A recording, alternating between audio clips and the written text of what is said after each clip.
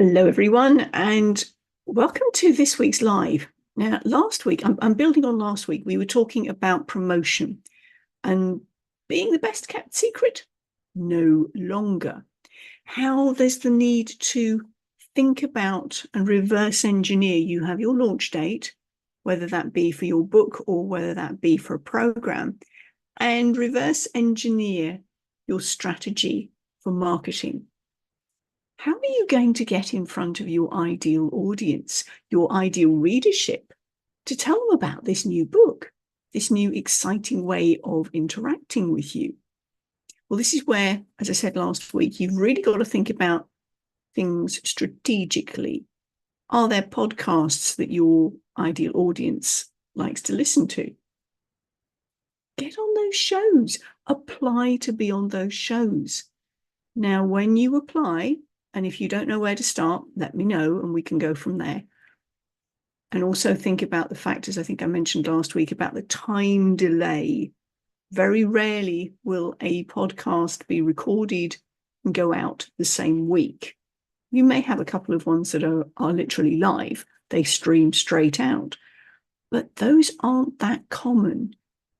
So think about this in terms of your strategy. How early do you need to apply for those podcasts?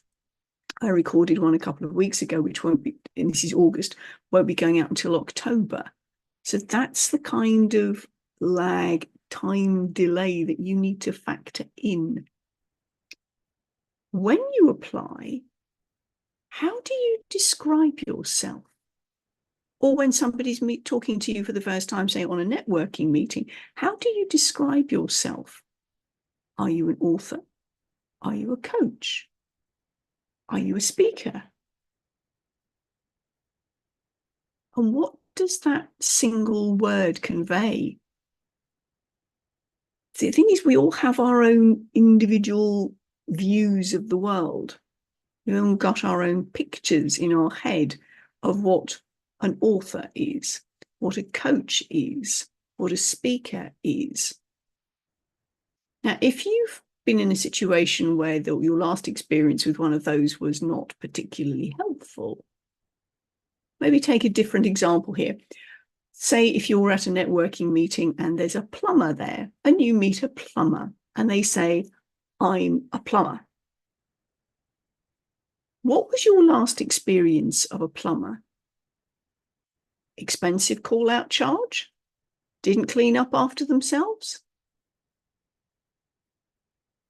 Air was a bit blue around them? Whatever it was, your previous experience, that will colour your perception of somebody who calls themselves a plumber.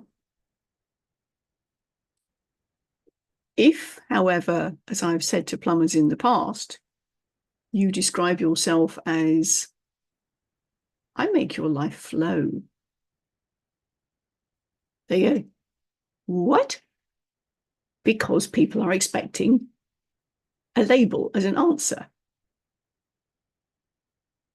It's going to get intrigue, it's going to get interest, and it's going to break that pattern of, "I know what that's all about." You want to draw people into what it is that you do.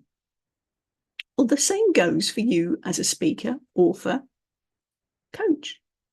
How do you describe yourself? What is the label you put on? And is it one that's going to be intriguing and invite more interaction, asking questions, carrying the conversation on? Or is it that, "Oh, I know what you do," and let that go?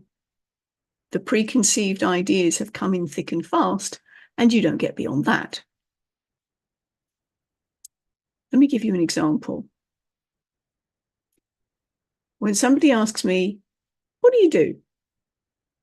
I say, "I'm in the business of transforming authors into influential speakers and thought leaders who sell their books." Who sell their books could be a bit of a tack on, but turning authors, transforming authors, now there's a good word, transforming authors into confident public speakers and influential communicators. Now, does that not give you cause to go, okay, tell me more? What does that mean? So this is what I'm asking you to think about, particularly going into those networks. And we haven't really touched much on networking yet.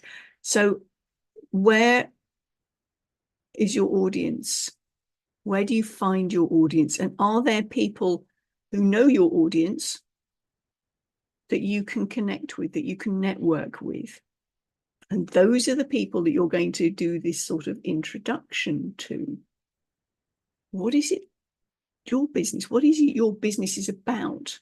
Now, yes, you're an author, but the author is around a topic, and it's that topic, that important information, that transformation that you're offering.